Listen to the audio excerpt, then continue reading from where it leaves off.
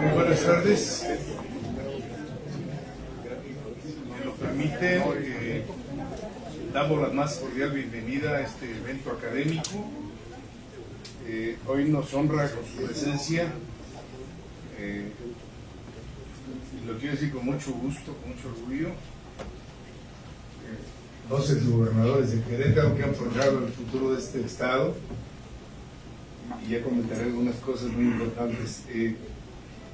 Desde luego está el director de la Facultad de Derecho, el doctor Edgar Pérez González, la arquitecta María del Carmen Ciuró Carvajal, mejor conocida como Pamela, el doctor Mariano Palacios Alcocer, el doctor Enrique Burros García y el doctor Guillermo Arro Belches. Hará las veces de moderador y maestro de ceremonia su servidor Rodolfo Vega Hernández, editor en jefe de la Fundación Universitaria de Derecho, Administración y Política. Vamos a seguir el orden del día establecido. Antes, reitero mi agradecimiento a todos y cada uno de ustedes.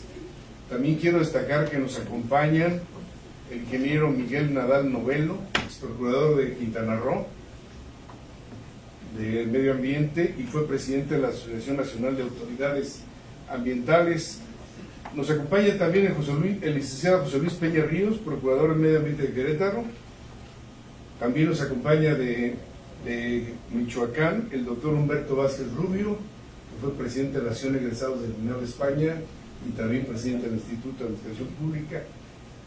Y bueno, pues es un gusto estar en esta facultad. Su servidor fue profesor 28 años por culpa de los que están aquí arriba. Yo tuve la suerte de haber estudiado en España, becado por Mariano Palacios Alcocer y respaldado por una beca económica del doctor Enrique Burros García, entonces gobernador. Por ello soy quien soy ahora, editor en jefe, casi 200 libros publicados en 23 colecciones. No es nada fácil ser académico.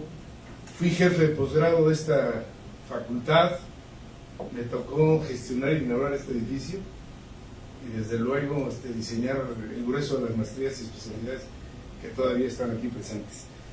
Pero eso no es lo verdaderamente importante, sino quién nos acompaña.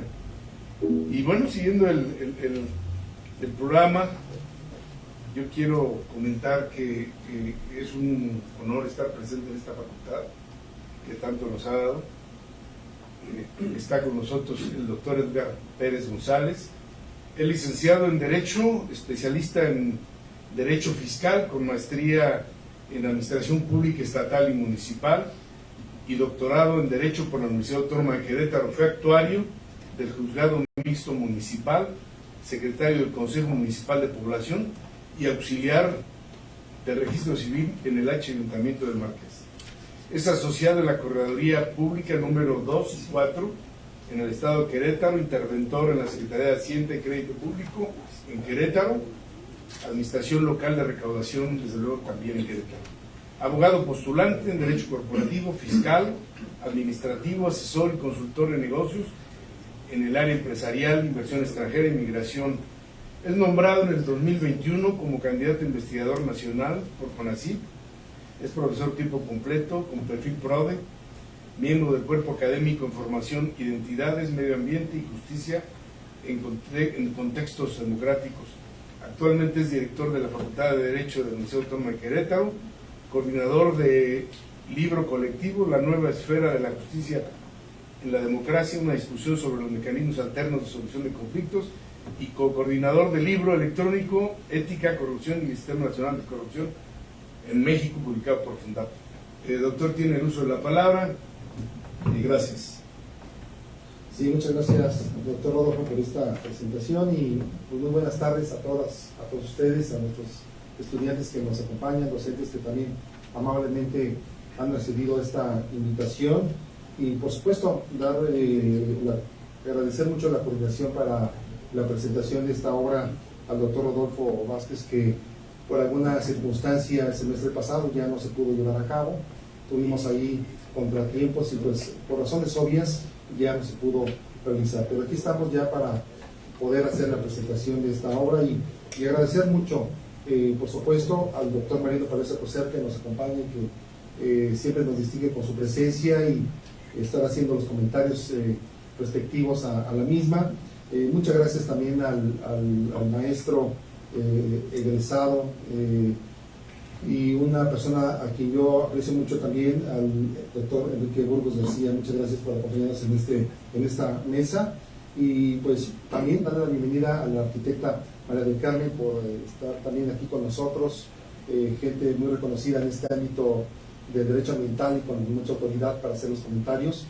Y por supuesto, al darle la cordial bienvenida al doctor Guillermo Jaro por presentarnos esta obra, por hacer la publicación y por el día de hoy aquí con estudiantes, con docentes, poder comentar todo al 1.5 grados centígrados, ¿no? Un tema tan importante, tan pertinente. Me permito darles la cordial bienvenida a nombre de la universidad, de la Facultad de Derecho. Por supuesto que este evento es para y pro de nuestros estudiantes, para que los comentarios y lo que aquí en esta obra tan importante que nos presentará el doctor Guillermo Jaro, pues podamos reflexionar acerca de este tema de ambiental y de la importancia que tiene pues el poder seguir tomando la conciencia que pues ya de varios años, de varias décadas se tiene en esta temática y que hoy sigue estando en gran vigencia, y cómo pues desde las grandes esferas del poder del Estado pues se tienen que tomar acciones, y nosotros como ciudadanos por supuesto que también lo tendremos que hacer, y seguramente esta plática que escucharemos en un momento más pues será de gran ilustración para todas, para todos, y poder conocer más acerca de esto que se ha venido discutiendo, de las reflexiones y de las problemáticas que encierra todo esto, ¿no? Y de cómo podremos vislumbrar también soluciones en torno a un tema que a todos nos atañe. Nadie estamos exentos de esto, y pues en esta obra seguramente encontraremos un gran enriquecimiento, reflexiones para poder tomar acciones y poder tener un conocimiento también más preciso de todo esto que representa. Yo de mi parte pues agradezco mucho nuevamente a quienes nos acompañan en esta mesa, a todos ustedes, y muchas gracias doctor por la invitación. Al contrario, muchísimas gracias. Perdón una omisión, se me olvidó felicitar a mi querida amiga, está alta la confianza, Pamela Ciudad. Bueno, sí comenté que era María del Carmen, más conocida como Pamela. A ella le corresponde el uso de la palabra. Voy a presentar su currículum. Sí quiero destacar que es una reconocida luchadora ambientalista, ecologista, luchadora social destacada, y bueno, los méritos son muchísimos. Voy a comentar algunos de ellas. Ella es licenciada en estudios de diseño y arquitectura por la UFEM, tiene muchos diplomados, 13, en ecología y salud, gestión ambiental, legislación ambiental, nacional de profesionalización en OSC, desarrollo comunitario, gerenciamiento para organizaciones no lucrativas, derecho ambiental, periodismo ambiental, justicia ambiental, auditoría ambiental, derecho a la justicia ambiental, derechos humanos, toxicología y así muchos cursos y talleres, entre los que destaca desarrollo sustentable, procedimiento de gestión para el desarrollo sustentable, implicaciones de las leyes de residuos, operación de desarrollo sustentable, saneamiento ambiental. Desde luego, en actividades académicas ha sido conferencista y ponente en congresos nacionales e internacionales de mucha trascendencia, entre ellos en el primero, segundo y tercer Congreso de Educación Ambiental, en el Congreso de Gestión Ambiental. Tiene participación activa en organizaciones sociales, en los consejos consultivos para el desarrollo sustentable de la Semarnat, en los consejos de concertación ciudadana del medio ambiente, es miembro fundadora también de muchos medios, Postcrítica, Academia de Ecología y Salud, Fundación Queretana para el Desarrollo Sustentable, Ambientalistas del Estado de Querétaro, promotores y comunicadores ambientales, Red Queretana de Manejos, etcétera, etcétera. Dentro de su experiencia laboral, ha sido directora de jardinería en diferentes espacios. Sin embargo, yo quiero destacar su muy importante participación en los medios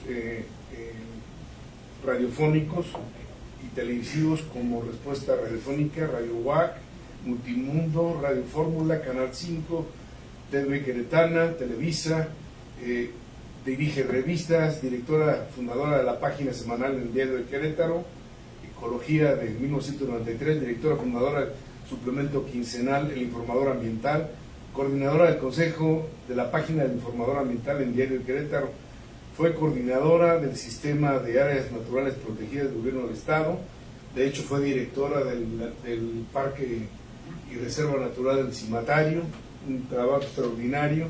A la fecha es coordinadora técnica de la CEDEA. Pues Pamela, ¿qué puedo decir? Te estoy muy agradecido y se agradece mucho tu presencia. Sabemos que eres toda una autoridad en el tema. Muchas gracias. Bueno, como ven, somos amigos. Y eso dice todo lo que dijo Carlos Rodríguez. Y voy a iniciar, ¿no?, con la presentación de un libro. Voy a referirme a Enrique Burgos, que realmente tuvimos muy buenos momentos, que los dos, tanto Daniela como Enrique, sufrieron lo que es el amor y la pasión que siento por el medio ambiente. Así que fueron el signo de que un gobernante tenía que aguantar a los ciudadanos. Todavía sigo y todavía sigo. Sí quiero reconocerles a los dos. Fueron los inicios de la gestión ambiental.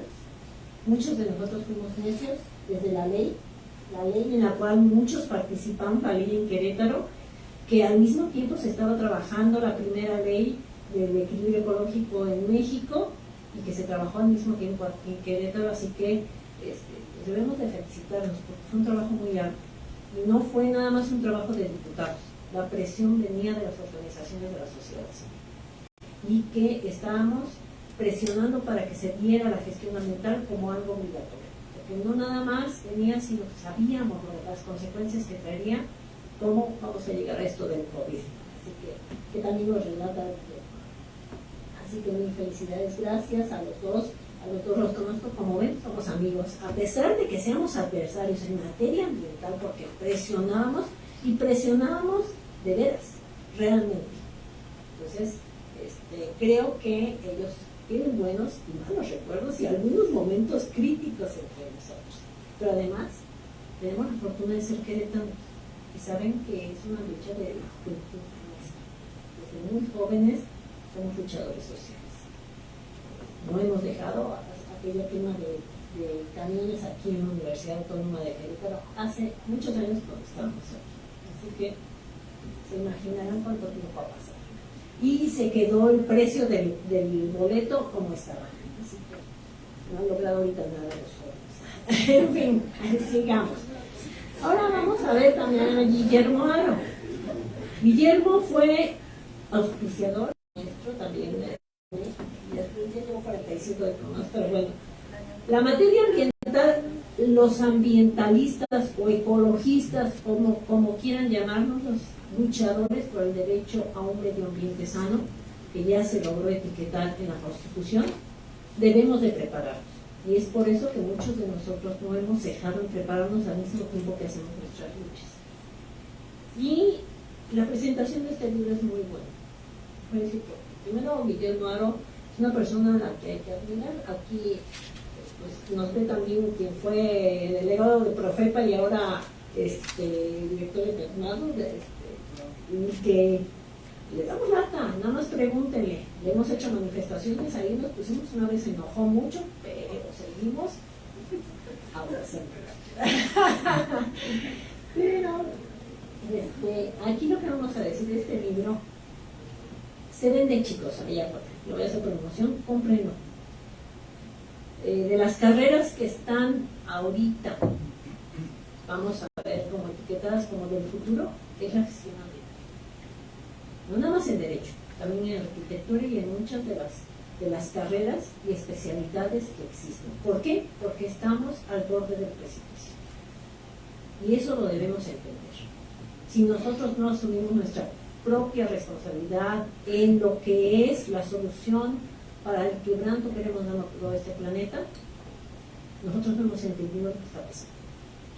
Y si nosotros del COVID, si alguno de ustedes tuvo una pérdida o supo de alguna pérdida de alguna persona conocida, creo que no se han dado cuenta que la pérdida de hábitat en todo el planeta es la pérdida de reservorios en donde se encuentran los virus, bacterias y todos los organismos que pueden dar un brinco hacia el ser humano. Esto que nos pasó, el SARS-CoV-2, es nada más una advertencia de lo que se viene en el futuro.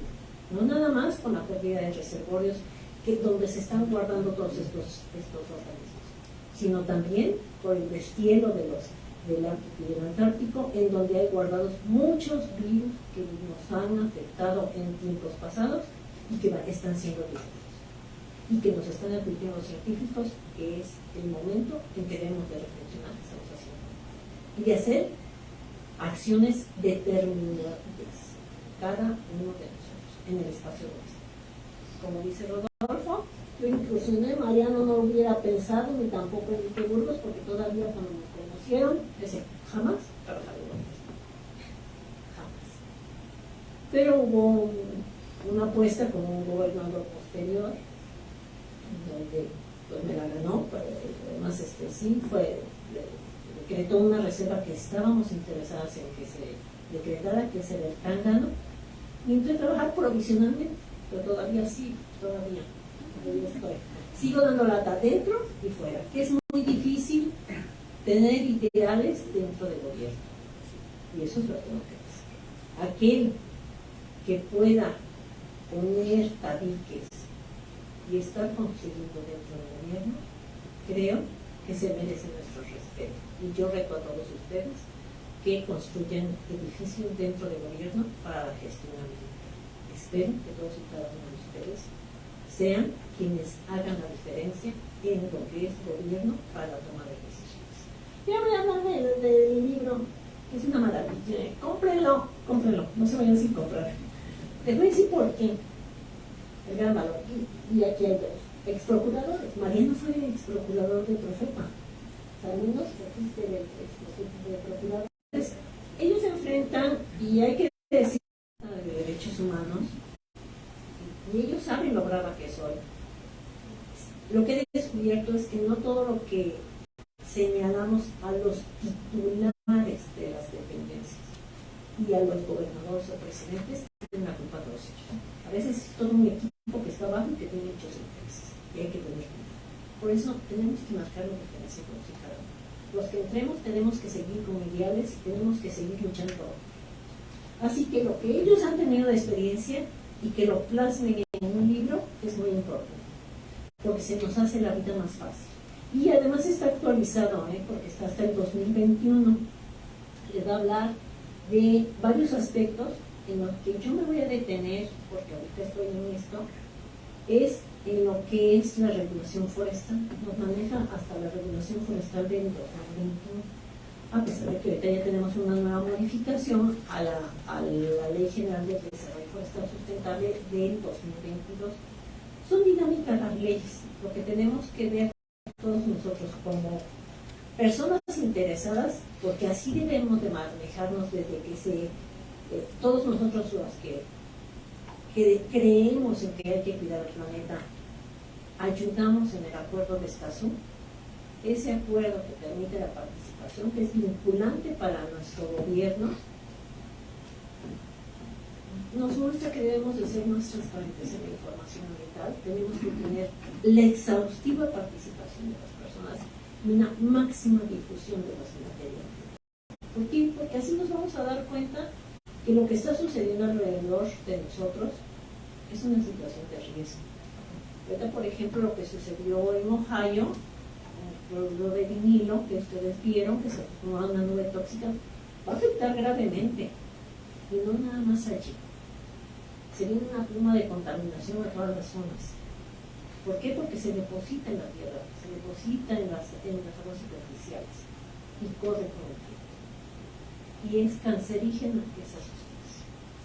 Y debería de llamarnos a la reflexión para decir cómo se está manejando los protocolos para el transporte de sustancias químicas peligrosas en México.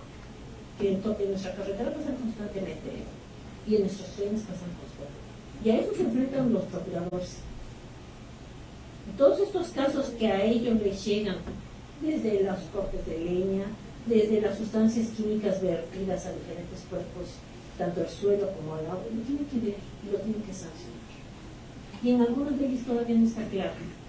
Por ejemplo, la ley de aguas, que ahorita estamos promoviendo, y ahorita en la mañana hubo una rueda de prensa para presionar a nuestros senadores de que ya aprueben la Ley General de Agua, porque no podemos seguir con una Ley Nacional de Agua que la Suprema Corte de Justicia de la Nación dice la tienen que cambiar en 360 días, y lo dijo el 8 de febrero del 2012, y hasta la fecha no se ha cambiado.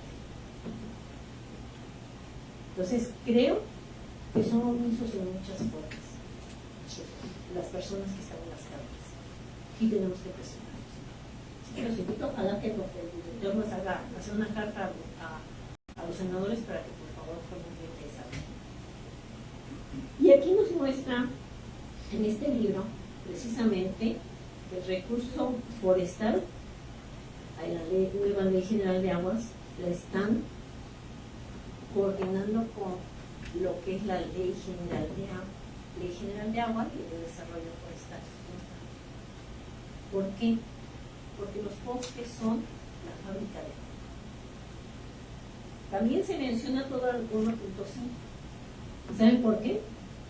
¿A qué se refiere esto? Al cambio climático.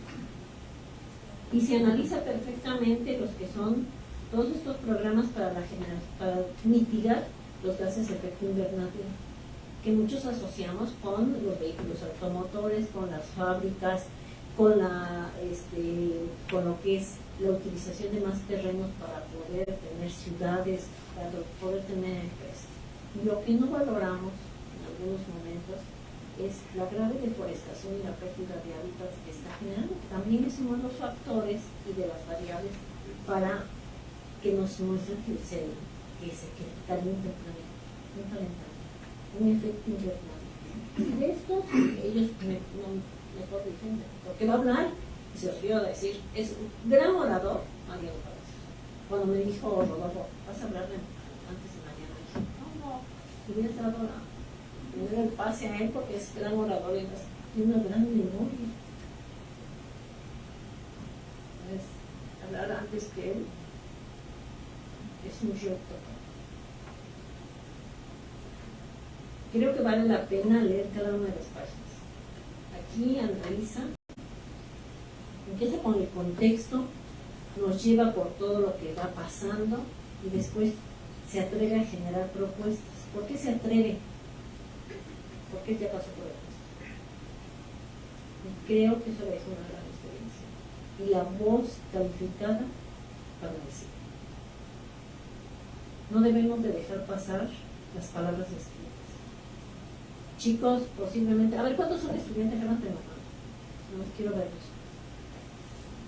Si están pensando dónde trabajar, chicos, los empleos del futuro es en presión ambiental, no nada más en gobierno, en la iniciativa privada para poder cumplir con los requerimientos, con los protocolos de seguridad, higiene y ecología, necesitan gente especialista.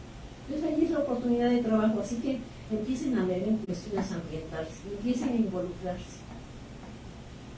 Pero de todo, cuando lean esto, no nada más se vayan a las grandes industrias o a las universidades para saber y criticar qué es lo que está pasando, o al accidente que ahorita vimos en Ohio, o a la tala inmoderada.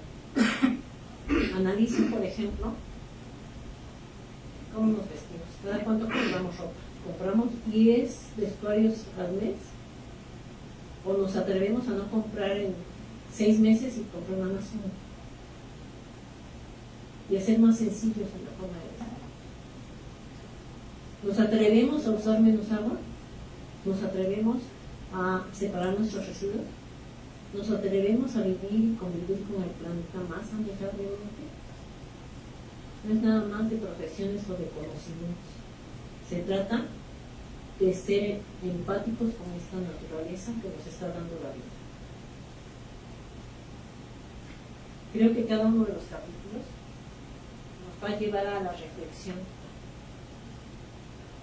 Y anoté precisamente en el capítulo 8, precisamente, del mecanismo RED, que es el mecanismo de forestación y de atención a los bosques, que falta en el análisis de las variables aquí expuestas, pero que precisamente estas grandes conferencias de cambio climático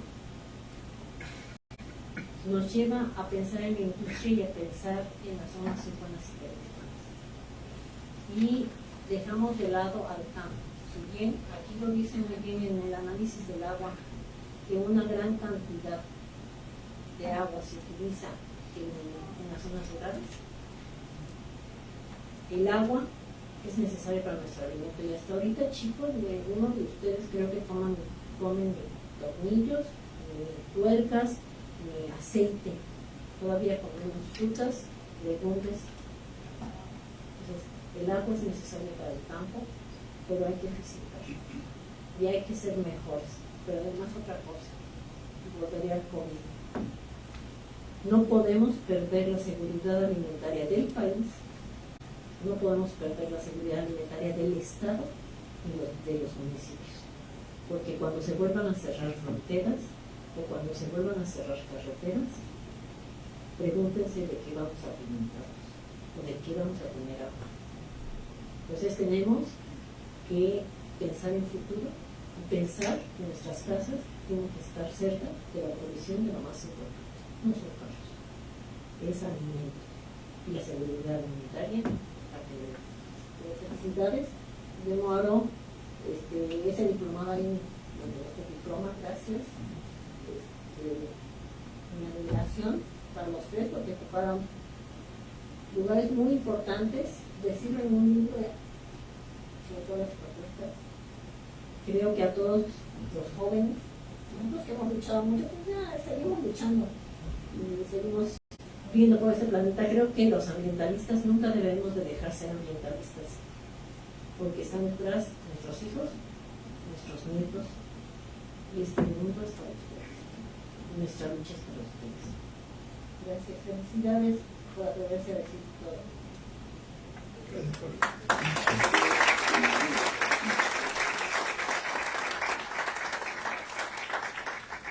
Muchas gracias, Pamela. Tú mejor que nadie sabes la realidad y convencidos todos de que el futuro del mundo y de México está en este equilibrio, en este respeto al medio ambiente. Quiero comentarles que el libro, aparte de ser publicado en formato impreso por la Fundación Universitaria de Derecho, Administración y Política, editorial que nace en Querétaro, como queretanos, también está en formato electrónico en la página de Fundap, www.fundap.org. Es un poco más extenso el libro electrónico y está en color. Bueno, pues ahí tienen la otra opción. Antes de dar la palabra al doctor Mariano Palacios, quiero agradecer la presencia del licenciado Gerardo Arana Machuca, del licenciado Pablo Meré y desde luego de la doctora Fabiola Larrondo Montes, regidora, doctora en Derecho, que siempre ha sido muy solidaria en los eventos de Fundap. Pues siendo así, voy a presentar a mi querido maestro, a mi quien me apoyó. Él es culpable en gran parte de lo que hago y de lo que me he dedicado, el doctor Mariano Palacio Alcocer. Él es licenciado en Derecho por la Universidad Autónoma de Querétaro, maestro en Derecho por la Universidad Autónoma del Estado de México, la UAM, doctor en Derecho por la Universidad Nacional Autónoma de México, la UNAM. Ha sido director de la Escuela de Derecho. Yo entonces era presidente de la Ciudad de la Escuela de Derecho de la Autónoma de Querétaro, rector de la Universidad Autónoma de Querétaro. Ha sido profesor en la División de Estudios de Posgrado de la Facultad de Derecho de la UNAM y de la UAC por más de 40 años y ha publicado diversas obras sobre derecho constitucional y sistema federal mexicano. En el sector público se ha desempeñado como presidente municipal, diputado local, diputado federal, senador de la República, gobernador del Estado de Querétaro, procurador federal de protección al medio ambiente, secretario del Trabajo y Previsión Social, embajador de México ante la República Portuguesa y ante la Santa Sede. Ha sido presidente del Comité Ejecutivo Nacional del Partido Revolucionario Institucional en 3 ocasiones. Y bueno, ¿qué les puedo decir? Como maestro, un extraordinario profesor y un gran amigo que siempre ha creído en los jóvenes y ha impulsado y ha creído que la investigación y el desarrollo se sostiene definitivamente con el impulso de este tipo de universidades. Pues muchas gracias, doctor. Tiene el uso de la palabra. Gracias.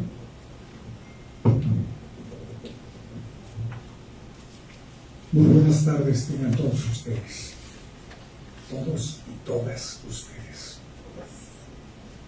En primer lugar, quiero agradecer al señor director de la facultad, al doctor Edgar Pérez, la amable anfitrionía de recibirnos en esta tarde para la presentación del libro Todo al 2.1.5 grados centígrados, 10 temas a considerar, del doctor Guillermo Haro Vilches.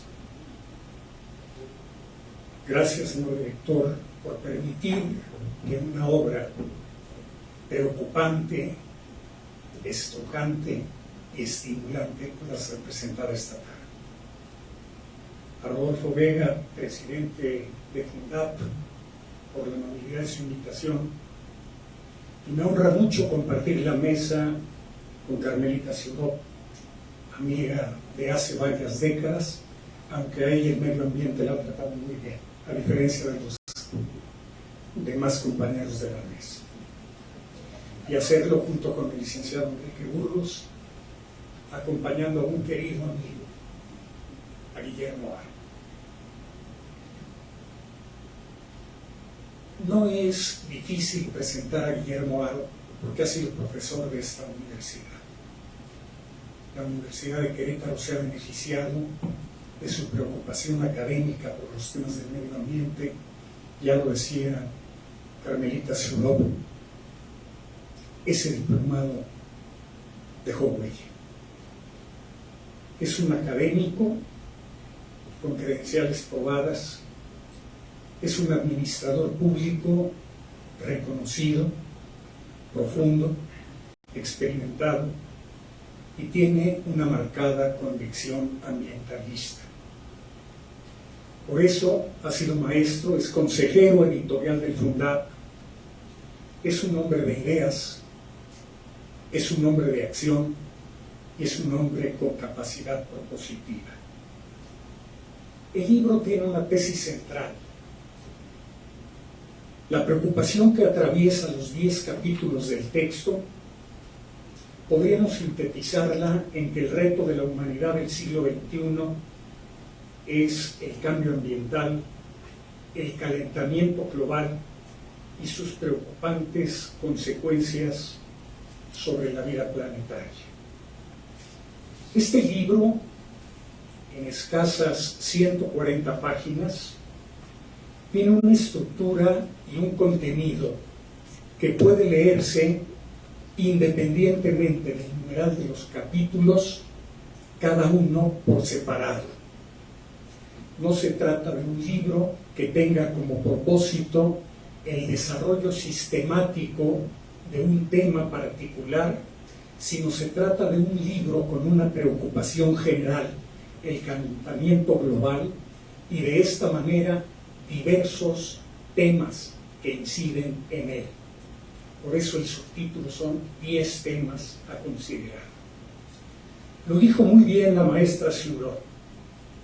Tiene una gran capacidad de diagnóstico, pero no solo se agota en el diagnóstico, sino tiene propuestas y establece el camino para remediar las cosas.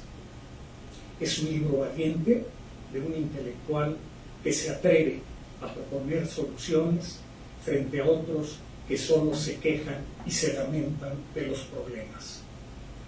El primer capítulo, y en esto quiero destacar que es su vocación académica reiterada, dado que los distintos problemas los refiere siempre con los antecedentes, la situación actual y la prospectiva. Se refiere el primer capítulo a los antecedentes, la situación actual y las líneas de acción para mejorar el desempeño ambiental. Y en este sentido hace un recuento del esfuerzo de la humanidad en los últimos 40 años, a través de los cuales en distintos foros internacionales se empieza a plantear el problema científico del calentamiento global, sus posibles consecuencias y los foros en los que se reúnen jefes de Estado o de gobierno, científicos, sociedad civil y académicos para analizar el problema. El segundo capítulo se refiere a la importancia de superar las calidades ambientales, sociales y de gobernanza corporativa de las empresas. Esto es, la defensa del medio ambiente no es solo la bandera de los Quijotes del ambientalismo, sino que representa una preocupación transversal de los sectores público, social y privado, y de manera particular para la empresa, para los empresarios, para los centros de trabajo, en la medida en que se logren mejorar las calidades de estos tres elementos, de la compatibilidad social, ambiental y de gobierno al interior de las empresas, se accede a fondos de inversión con tasas preferentes y se pueden obtener mayores beneficios de orden fiscal y tributario. Por lo tanto, la defensa del medio ambiente tiene una compensación ecológica, social, ambiental y económica. Genera una nueva dinámica en los centros de trabajo, responsable de la defensa de los derechos humanos de la comunidad laboral, en condiciones de mayor igualdad, sin discriminación, con respeto a la intolerancia, a la pluralidad. El tercer capítulo es de la mayor relevancia para los abogados porque tiene que ver con los programas de cumplimiento y control en materia penal ambiental. Es decir, durante mucho tiempo se había considerado por los padres de las ciencias penales que solo las personas, los individuos, podrían, en ejercicio de su voluntad o de su imprudencia, cometer delitos.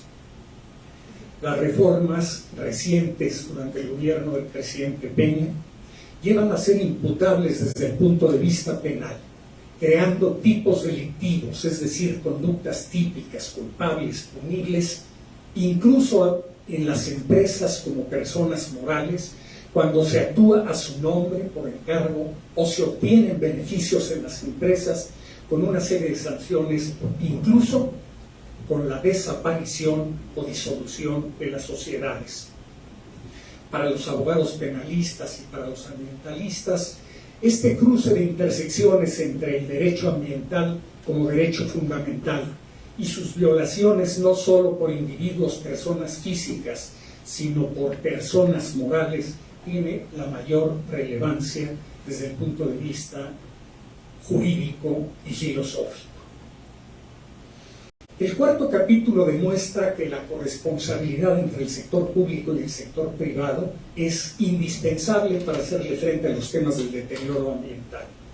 Y nos muestra una serie de elementos, de casos de éxito, en nuestro país, donde diversas empresas, universidades o centros de investigación, incluso particulares, se han preocupado por reinsertar o reimplantar o defender o preservar la biodiversidad. Los casos, por ejemplo, de reinsertar el bisonte en distintas zonas del norte del país, la reproducción en cautiverio para ser liberado después el lobo gris mexicano, la observación sobre la reproducción de la ballena gris en nuestro país, todo el tema de la ballena ojo de liebre, etc. El tema de la migración y la mutación de las mariposas monarca, la arribazón y desove de las tortugas, la producción de palo de fierro, etcétera, etcétera, son casos de éxito que muestra el doctor Aroelches como muestra de que la concurrencia entre el sector privado, social y particular es indispensable para enfrentar los temas ambientales.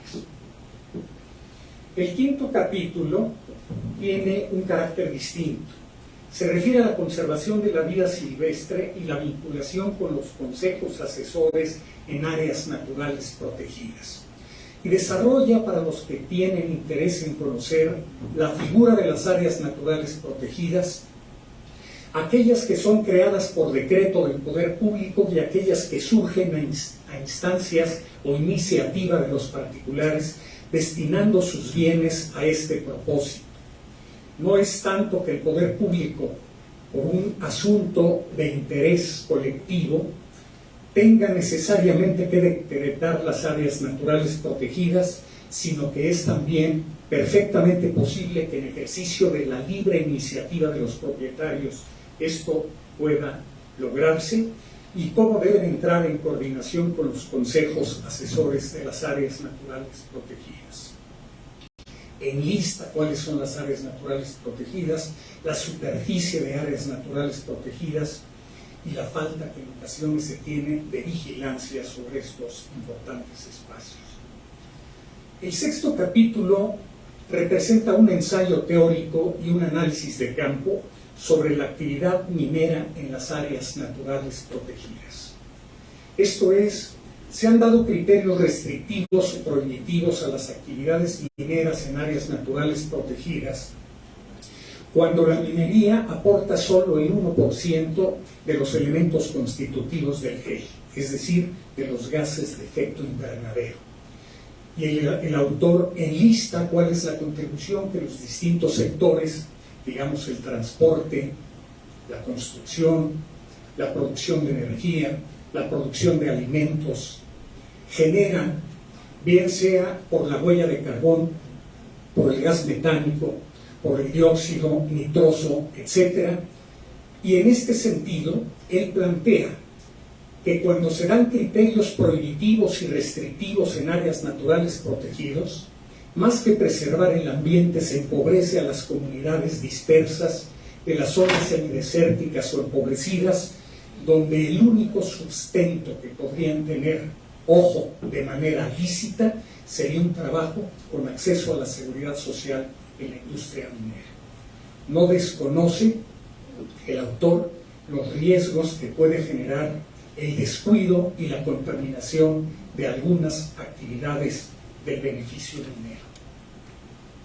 El capítulo séptimo se refiere a la regulación forestal y aquí plantea tres vertientes: la regulación forestal en la vertiente conservacionista, la regulación forestal en la vertiente de fomento y la regulación forestal en los aspectos restrictivos.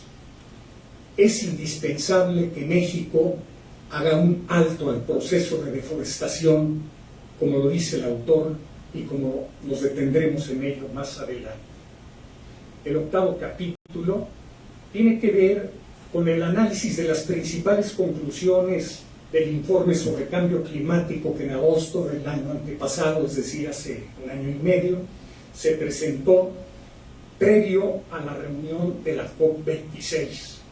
Y aquí plantea un capítulo de 10 acciones mínimas a seguir para enmendar las deficiencias por la crisis que se advierte en el cumplimiento que los diversos países están teniendo con sus compromisos ambientales.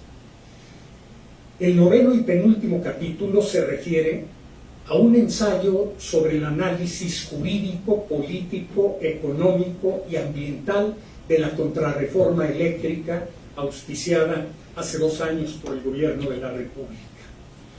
No tienen desperdicio estos capítulos que son ensayos, porque representan la muestra de la convicción ideológica al mismo tiempo que el soporte jurídico y el compromiso ambientalista del autor. Y finalmente, el último capítulo se refiere a los antecedentes, acuerdos y compromisos de la COP26 en Glasgow. Si esto es el contenido del libro, que les repito, pueden leerlo indistintamente por el numeral de sus capítulos, ¿qué nos deja la lectura? Yo debo decir que, en primer lugar, el libro lo leí previo al paro de actividades que vivimos en el mes de octubre, y ahora tuve oportunidad de volverlo a leer, y lo que me deja es, primero, una preocupación en el sentido de que México abandona su posición vanguardista en materia ambiental y relaja los compromisos frente al calentamiento global. Esta tesis la fundamenta el autor en hechos reales, en declaraciones públicas, en recortes de subsidios y en actividades a contrapelo de la lucha contra el calentamiento global. 2. El Acuerdo Marco de las Naciones Unidas para el Cambio Climático del 92, el Protocolo de Kioto del 97, el Acuerdo de París de 2015, nos llevan a plantearnos como obligación de la humanidad en nuestro conjunto que disminuyamos para el año 2050 2 grados sobre el promedio de la temperatura que tenía el planeta al momento de la revolución industrial, y más ambiciosamente acotarlo a 1.5 grados. Para ello es indispensable que México cumpla, nos dice el autor, con los compromisos asumidos, esto es, la reducción incondicional de los gases de efecto invernadero en las siguientes metas, y veamos si se están acercando en su cumplimiento o no. Para el año 2024, es decir, en 10 meses, el 35% de la energía de México tiene que ser producida por energía limpia. Toda la reforma eléctrica y todo el desaliento a las energías limpias nos hace aventurar que solo, digamos, un milagro ambiental podría llevarnos a que el 35% de la energía en 10 meses tenga como fuentes las fuentes alternas. Segundo, para el año 2030 hay 2 compromisos. Primero, que la tasa de deforestación en nuestro país se reduzca a 0. El doctor Aroelchis nos dice, estamos teniendo 350,000 hectáreas deforestadas al año. Ojalá en 7 años estas 350,000 hectáreas se reduzcan a 0. Pero no solo eso. El doctor Aro asegura que 73,000 hectáreas se deforestan y se reforestan con el programa Sembrando Vida. Para el 2030 tendríamos que reducir el 22% de los gases de efecto invernadero y el 51% del carbón negro, de la huella de carbono negro. Y para el 2050 al 50% de los gases de efecto invernadero. ¿Cómo llegamos a Glasgow? Estos eran los compromisos de París. ¿Cómo llegamos en 2021? Resulta que México en los últimos 20 años ha incrementado, no ha disminuido, ha incrementado el 60% de los gases de efecto invernadero. Segundo, el 0 deforestación. El autor calcula que el costo ambiental en el año 2020 es de 1.0.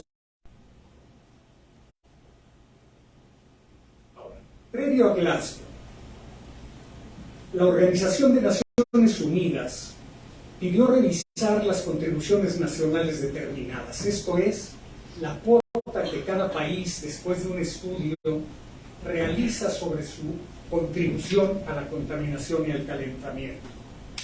Y para esto se establece en 1991,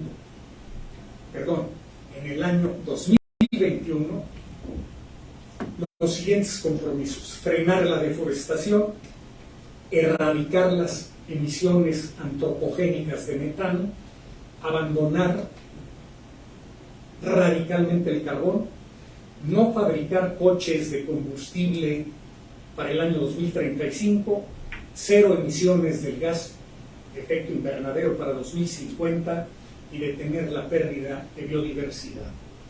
En Glasgow, la posición de México fue tibia y apenas enunció o balbuceó su compromiso por la pérdida de biodiversidad.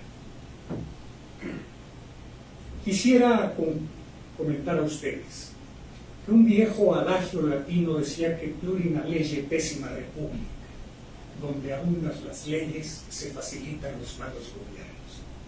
Y el doctor Haro advierte que hay tal cantidad de instrumentos internacionales, de normas, de leyes, de acuerdos, de pactos, de protocolos, que quienes en ocasiones tienen la responsabilidad de administrar y operar la materia ambiental al desconocerla, optan por el camino prohibicionista, es decir, en tanto le entiendo al tema, paro todo, o bien dejan espacios de discrecionalidad frente a las restricciones, y la discrecionalidad, advierte el doctor como excelente administrador público, es un espacio de opacidad y corrupción. ¿Qué se requiere? El autor nos llama a ver el tema con una visión amplia, omnicomprensiva, a estar informados y comprometidos para generar una política de Estado transversal, multisectorial, que haga el disfrute de un derecho fundamental, en el que se compendian el derecho a la vida, el derecho a la salud, el derecho a la alimentación, el derecho al medio ambiente, el derecho a la educación. La pregunta para los abogados sería: ¿estamos en este momento satisfechos con los niveles de vigencia del orden jurídico y del Estado de Derecho? La emergencia ambiental derivada del dominio territorial del crimen organizado en algunas de las regiones del país se ha convertido en un factor de deterioro al medio ambiente. La tala inmoderada, el aprovechamiento indiscriminado, arbitrario y forzoso del crimen organizado sobre recursos naturales, la deforestación para los plantíos clandestinos de enervantes es un agravio al medio ambiente. La necesaria coordinación interinstitucional en un Estado federal, es decir, siendo una materia concurrente en el orden federal, la preservación, el rescate, el resarcimiento de los daños al medio ambiente, ¿qué instrumentos de coordinación interinstitucional auspician las autoridades de los tres órdenes de gobierno? Y finalmente, una reflexión para los abogados: el carácter imperfecto del derecho internacional, de los convenios, de los acuerdos, de los protocolos, es decir, el derecho internacional sin sanciones, aquello que se decía una norma minuscuam perfecta, dado que se suponía que la norma y el derecho son disposiciones que se atienen al cumplimiento de una pena al ser violados, hace que urja una cultura ambiental donde se reconozca que la defensa del medio ambiente es la cara activa de la defensa de un derecho fundamental. Y los derechos fundamentales sí son defendibles desde el punto de vista del control de la convencionalidad y de los bloques constitucionales. Es decir, los acuerdos, los tratados, los pactos, cualquier tipo de expresión de voluntad de los estados soberanos, de acuerdo con la Convención de Viena, que genera derechos y obligaciones, aquellos que tienen naturaleza ambiental, si inciden en la vida, en la salud, en la alimentación, en el entorno, deben ser exigibles como derecho humano y deben ser exigibles ante la autoridad. Y la autoridad ha de tomar dos caminos: ampliación, modificación y modernización del marco jurídico, menos leyes y más claras para que todos las conozcan, las entiendan y las cumplan, y dos, políticas públicas de coordinación interinstitucional entre los órdenes de gobierno y con los sectores social y privado. Debo reconocer que esta obra es un llamado inteligente, sensato y firme a tomar conciencia del reto radical del siglo XXI y la responsabilidad internacional y cada país en esta materia. México debe retomar la vanguardia en materia ambiental.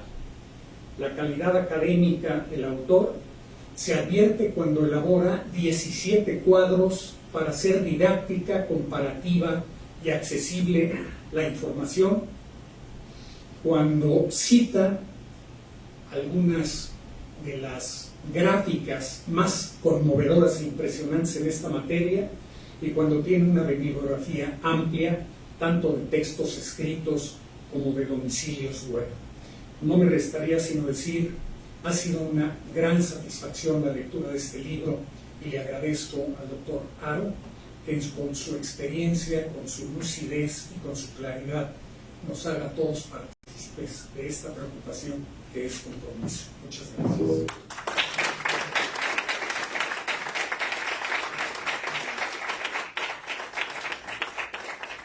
Muchísimas gracias, doctor Mariano, por esta extraordinaria disertación completa. Antes de dar el uso de la palabra al doctor Guillermo Haro Belches, quiero reiterar la presencia del maestro Enrique Huevos García y si gusta el uso de la palabra, querido doctor. Él tiene sus estudios de doctorado en Derecho en la UNAM, fue exgobernador, senador, presidente municipal de San Juan del Río y también director nacional del DIF, entre otras cosas. Si nos distingue unas palabras, doctor.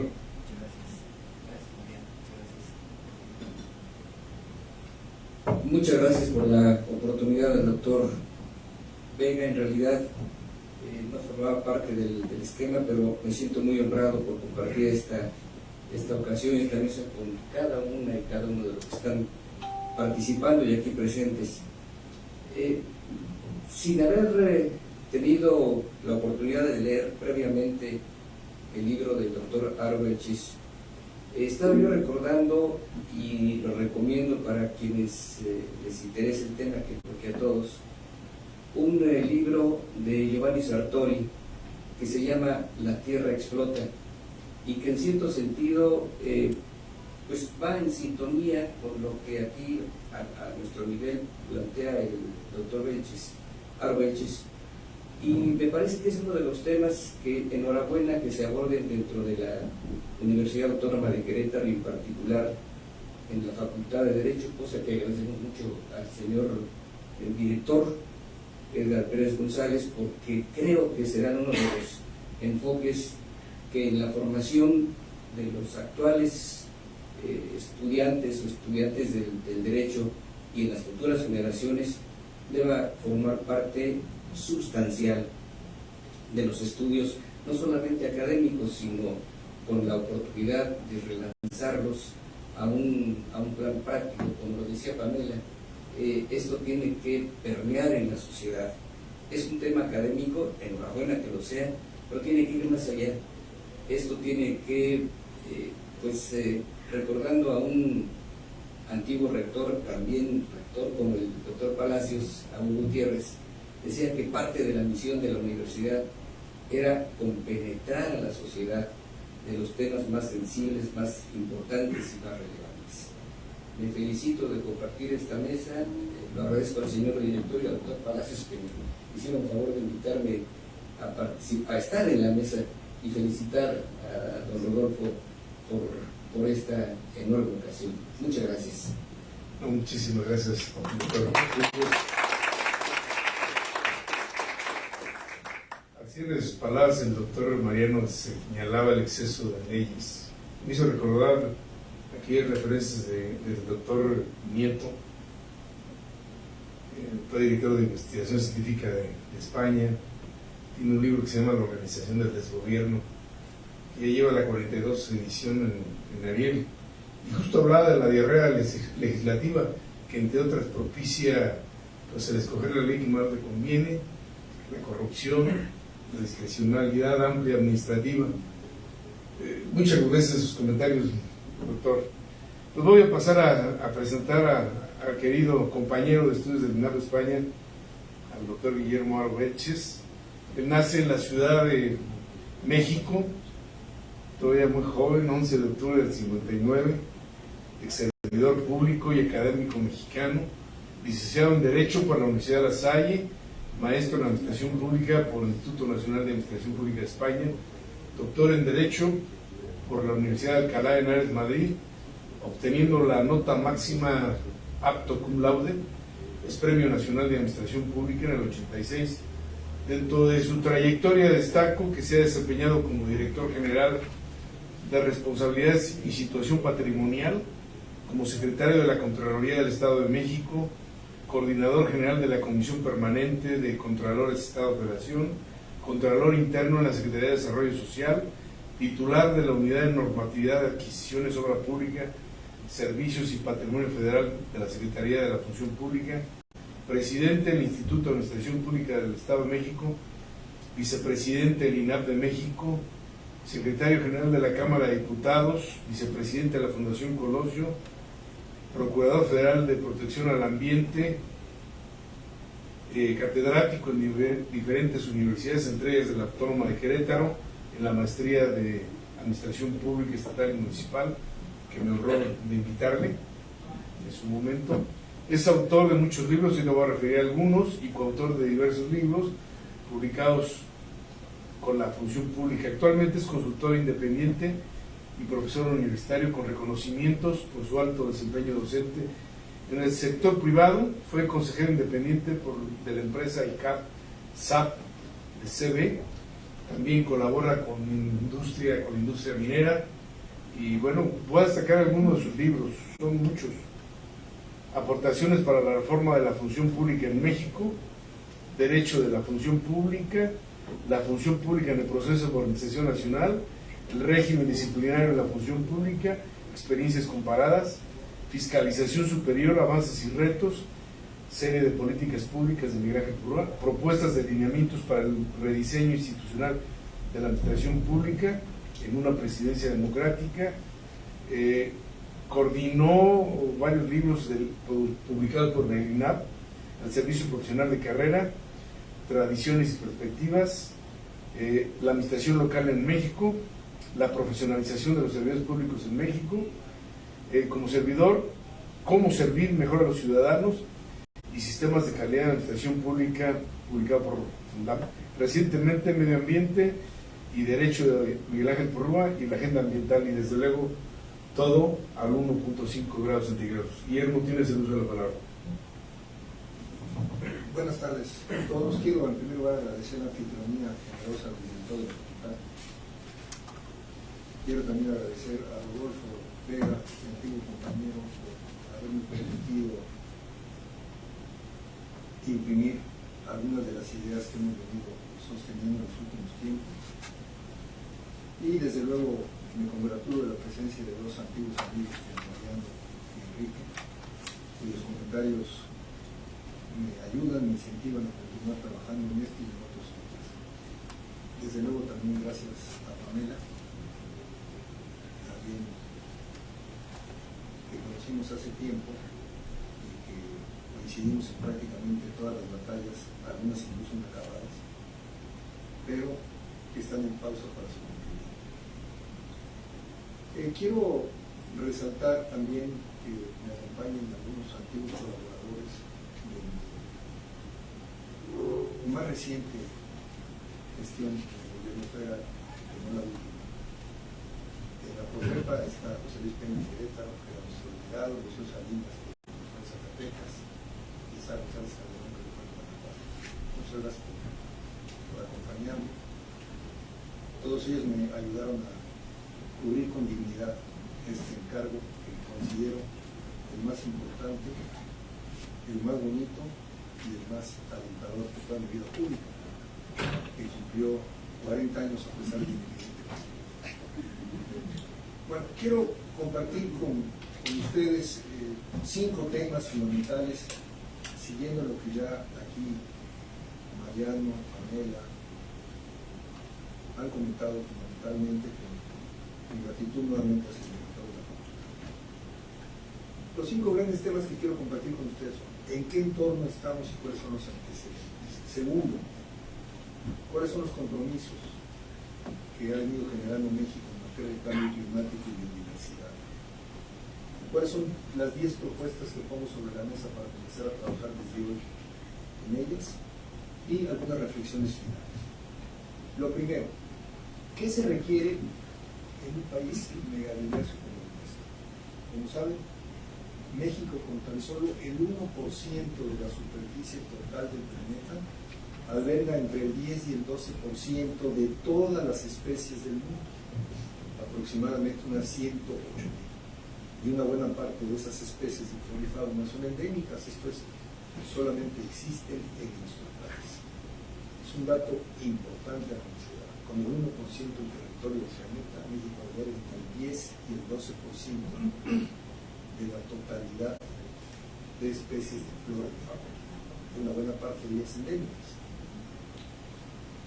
El desarrollo de los temas ambientales en el mundo no es un tema viejo. De hecho, hace 50 años apenas comenzó a abordarse con seriedad, bajo el impulso de la Organización de Naciones Unidas, lo que había que comenzar a preocupar y a implementar acciones concretas en materia fundamentalmente de biodiversidad primero y posteriormente de cambio climático.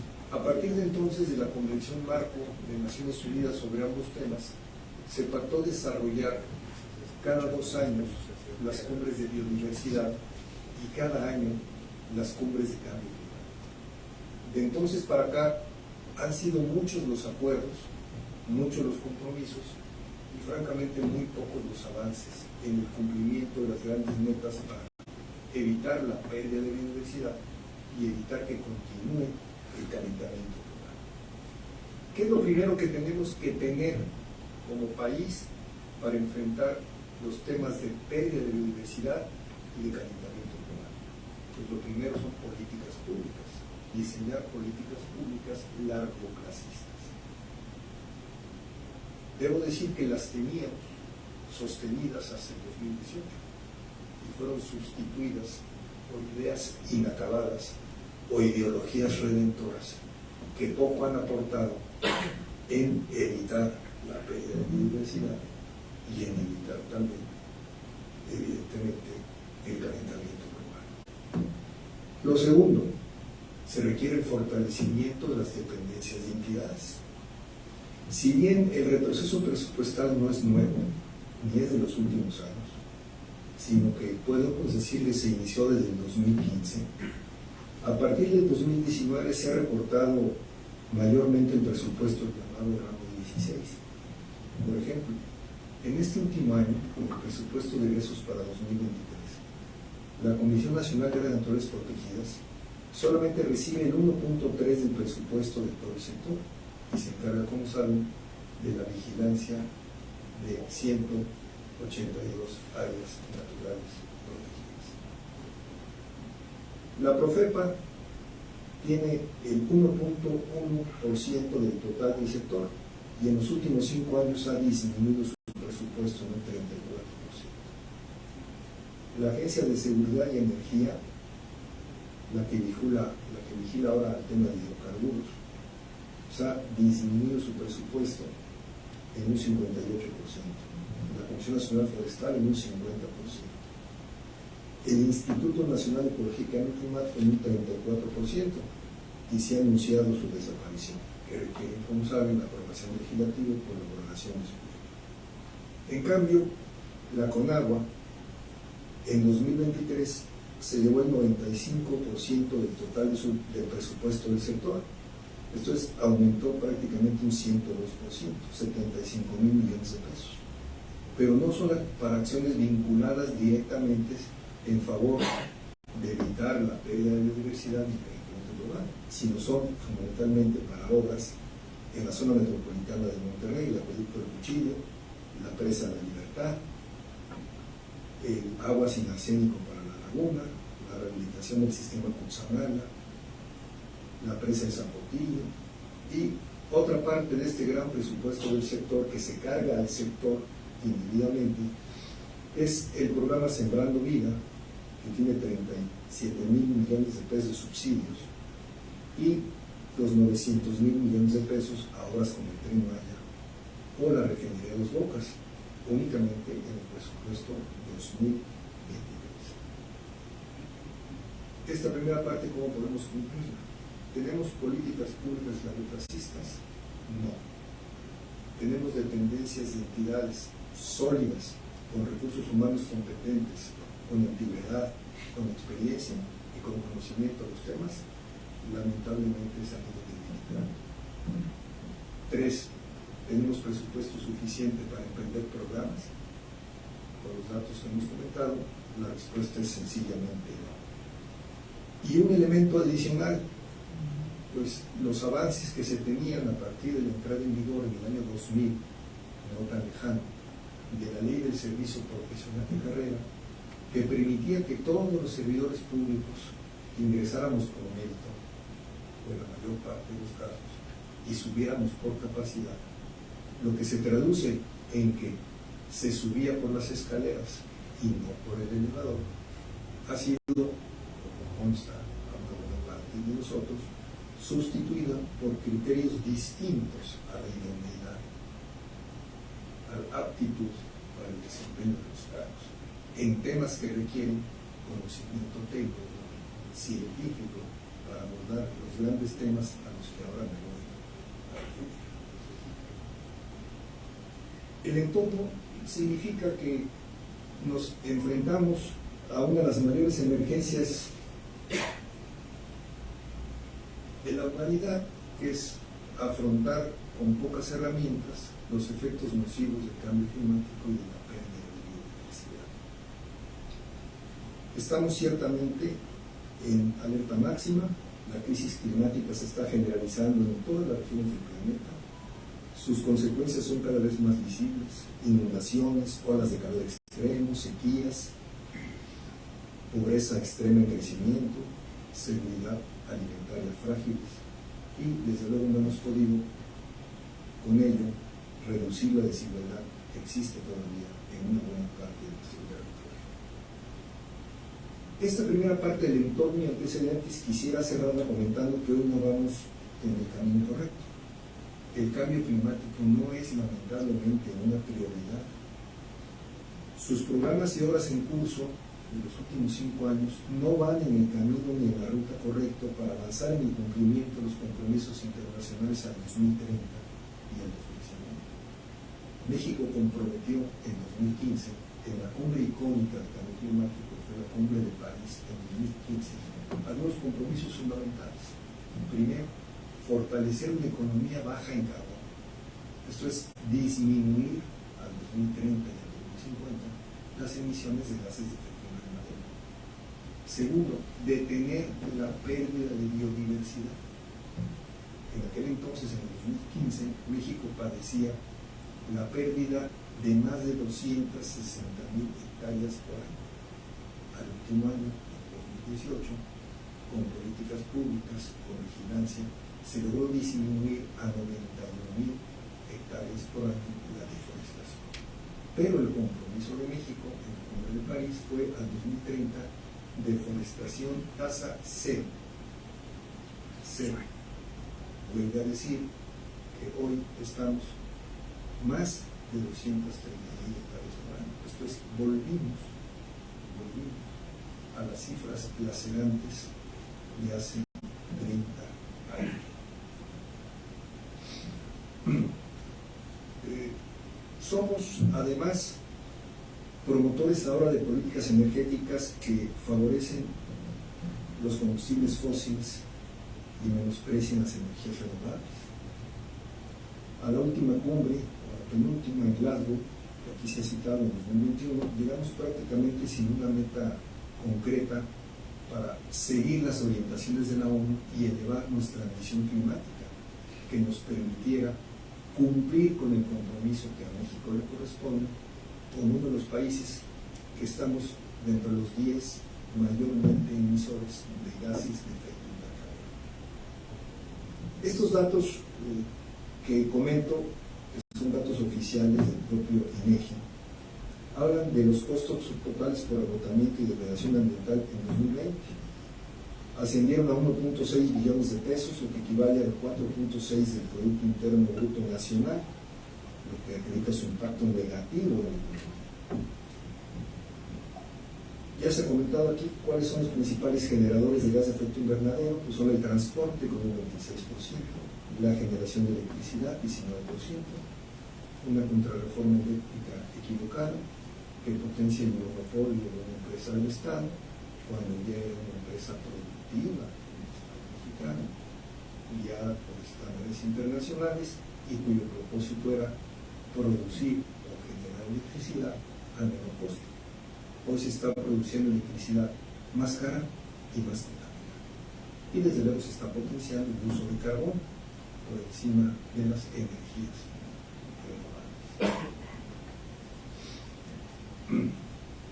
¿Cuáles fueron los 5 compromisos fundamentales que se trataron en Glasgow en el 2021 y los cuales son un seguimiento de la Cumbre de París del 2015, que ha sido sin duda alguna en materia de cambio climático la más relevante de todos, al igual que la de biodiversidad, que la más importante fue la de Nagoya en Japón, las llamadas metas de Aichi, fundamentalmente en temas forestales a los cuales me voy a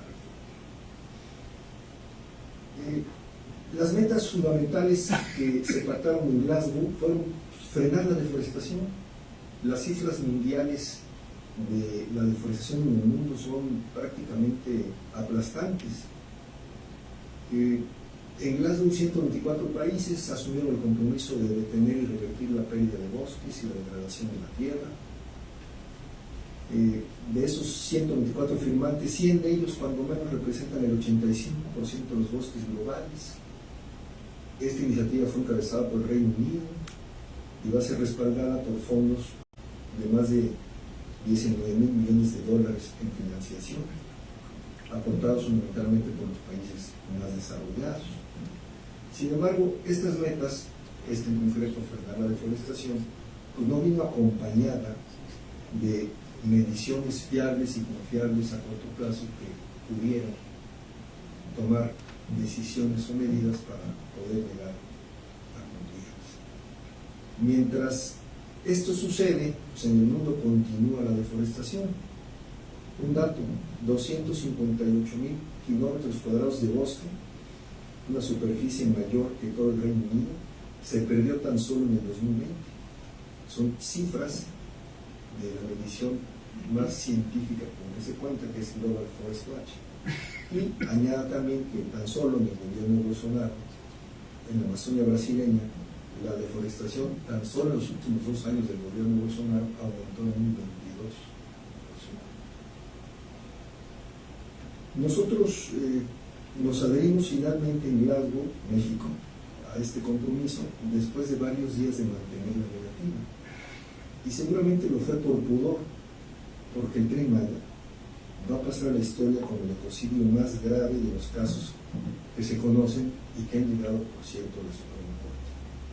Nunca ha existido en la Corte ni en la historia ambiental del país un asunto que signifique miles de hectáreas deforestadas, destrucción de un sistema de cuevas único en el mundo, alteración de flujos hídricos de bosque tropical y la posible extinción de una especie protegida en la norma oficial 059 como es el jaguar. Un ámbito como el Tren Maya se debió haber diseñado y ejecutado de forma radicalmente distinta para que el ecocidio no sucediera. Se iniciaron los trabajos antes de contar con las autorizaciones de impacto ambiental y con los cambios de suelo, que sirven precisamente para mitigar, disminuir, atenuar los impactos ambientales negativos al medio. Es claro que esa obra no cumple con los estándares que ha fijado la Corte para que no se viole la gran reforma en materia ambiental del 2012 que negó al rango constitucional el derecho a un medio ambiente sano. Lo peor de todo es que la Corte, que ha intervenido y ha concedido suspensiones provisionales o definitivas, pues no tiene instrumentos de coacción propios que hagan posible el cumplimiento de sus sentencias, y no son pocos los casos de decisiones definitivas que algunos jueces del distrito han dictado. Esto, desde luego, debe seguir siendo una causa ciudadana, porque esta causa está hecha, al igual que todas las causas ciudadanas, en bases axiológicas de un régimen democrático. Lo que no debe defenderse las selvas de nuestro capital natural y todo lo que México significa en ese aspecto para la humanidad, considerando que somos uno de los países megadiversos. Si comentamos rápidamente el tema de la refinería, les doy dos datos. Es evidente que el mundo ya no está apostando por el petróleo. Es un negocio en declive. Hace 40 años que en el mundo no se construye una refinería. En México tenemos 6, fueron reconfiguradas en el gobierno pasado. Inclusive se inauguró recientemente una que todavía no produce un solo barril. Apostar por el petróleo no es un negocio, es una energía fósil que caduca y que contamina, al igual que el carbón, y que va en contra de las políticas globales acordadas en tratados internacionales, en las cumbres, para detener el calentamiento global.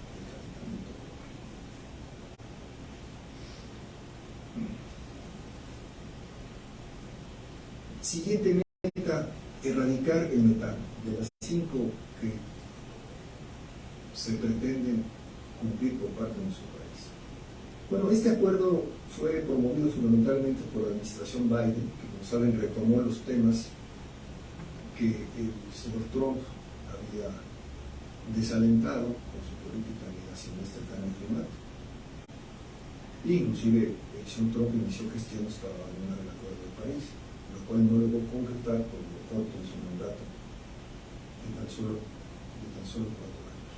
Este acuerdo de erradicar el metano, que es muy importante, obliga a reducir un 30% de las emisiones a 2030, pero lo que era necesario para poder evitar el calentamiento global más allá del 1.5 significaba reducir en un 45%, que es lo necesario para mantener el calentamiento global por debajo de 1.5 grados. Bueno, de estos 124 países que asistieron a la cumbre, como lo dije, 103 respaldaron el compromiso. Estos 103 representan el 70% de la economía mundial. Sin embargo, entre los no firmantes de este compromiso radical el metano, están 3 grandes emisores: China, la India y Rusia. No se comprometieron a meta alguna para erradicar el metano. La tercera fue abandonar el carbón. Sin embargo, el compromiso final no habla de eliminar, únicamente habla de reducir gradualmente el uso de carbón. No ha servido de mucho este acuerdo, fundamentalmente porque el conflicto de Rusia con Ucrania ha fortalecido nuevamente el echar a andar el carbón para poder atender las necesidades de las poblaciones más vulnerables. Sin embargo, es alentador que un grupo de países desarrollados como Reino Unido, Francia, Alemania, Dinamarca, en el caso de América Latina, Chile, acordaron un pacto para relegar la energía del carbón a la historia. México, lamentablemente, sigue potenciando las compras de carbón. Los países que más carbón utilizan es China, la India, Estados Unidos, Rusia, Alemania, Japón y Corea.